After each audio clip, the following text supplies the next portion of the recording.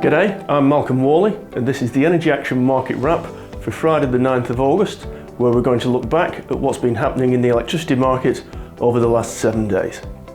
It's been fairly quiet in the physical market, with demand remaining at about the levels as it was the last week. Daily average prices in New South Wales and Queensland have remained in the $60 to $85 range, whereas for Victoria and South Australia we have seen single days where daily average prices have reached up to $120 a megawatt hour. For individual half hours, we haven't seen any recurrence of the very high spot prices that we saw last week, but we are still seeing the occasional negative price in South Australia. Water levels continue to improve for Snowy Hydro, which is still good news for the summer. Futures prices continue to be very stable, as does the Energy Action Price Index, with South Australia coming back a little bit from its increase of last week. While in Western Australia, we still see very stable prices. Spot certificates continue to go sideways, with forward prices for large-scale certificates falling away to the low teens for February 2022 deliveries. It's been a fairly busy week in the press, and here's 3 stories that caught our eye.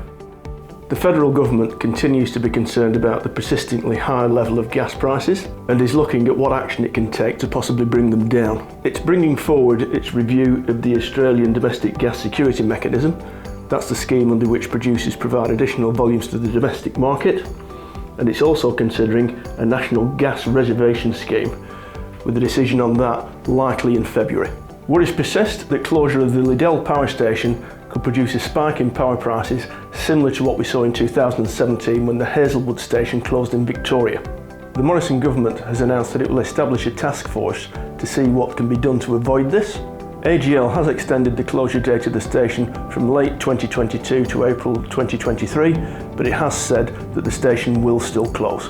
And finally, AGL has announced that it's buying Western Australian-based Perth Energy, a retailer of gas and electricity, to about 1,500 businesses. That's about it for me, and you can now subscribe to our Energy Market Wraps.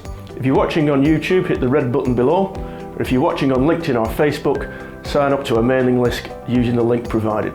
And as ever, have a good one.